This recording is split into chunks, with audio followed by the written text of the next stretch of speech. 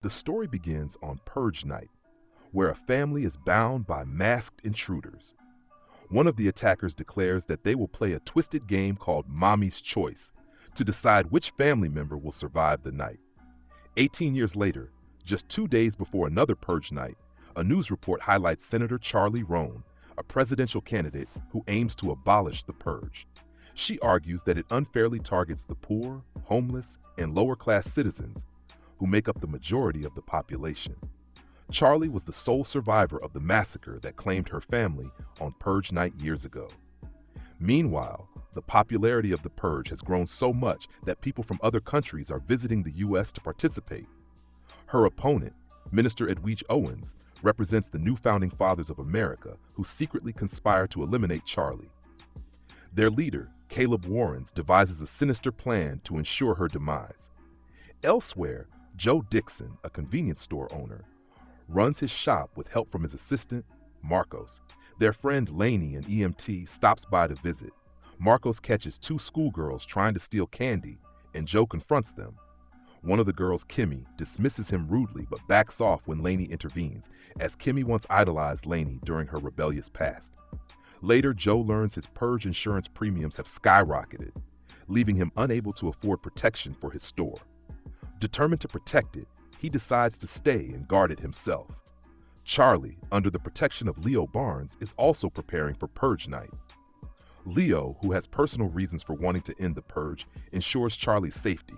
Despite his advice, she insists on staying in her home rather than a secure bunker to maintain voter trust. When Purge night begins, an announcement declares that no one is off limits, including government officials, a stark change from previous years. Leo secures the house with snipers positioned outside. However, the snipers are quickly eliminated by hidden assailants.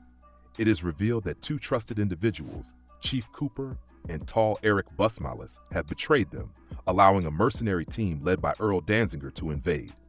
Leo escapes with Charlie through an underground tunnel, detonating a bomb that kills their pursuers, including the traitors.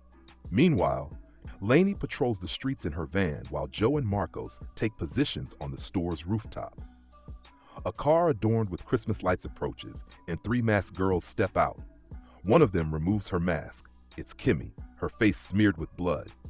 She brags about killing her parents and threatens to break into the store to exact revenge on Joe.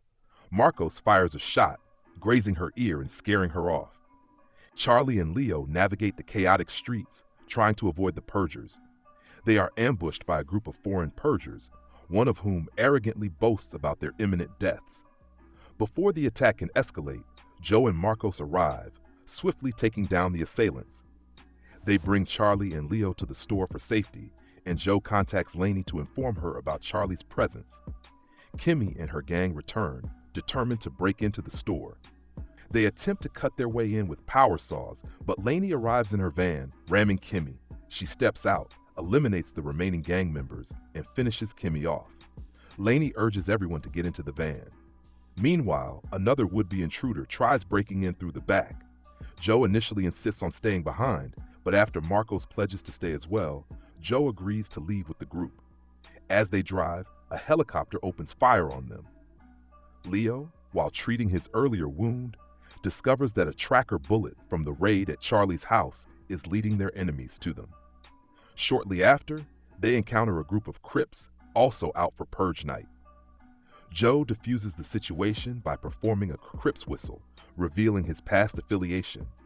The gang agrees to help in exchange for assistance with one of their own.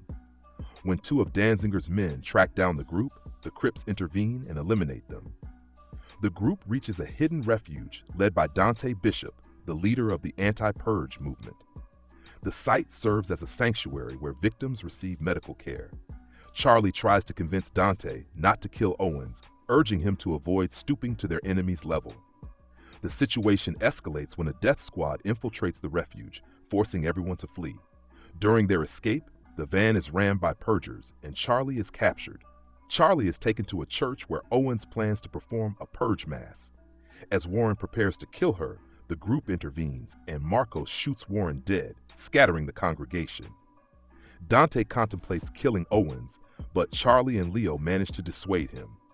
Danziger and his mercenaries arrive, escalating the violence. Danziger kills Dante and engages in a brutal fight with Leo, who ultimately kills him. Owen's assistant emerges with a gun aimed at Charlie, but Joe steps in, taking several bullets before landing a fatal headshot on the attacker. Mortally wounded, Joe expresses his hope for Charlie's victory and asks Marcos to take care of the store.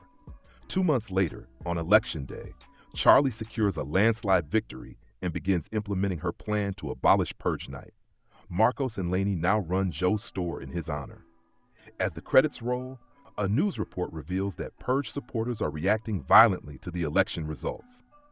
What do you think about the idea of abolishing Purge Night in the movie? Do you believe it would have ended the violence, or would people have found other ways to unleash chaos? Let me know your thoughts. Don't forget to like and subscribe. See you next time.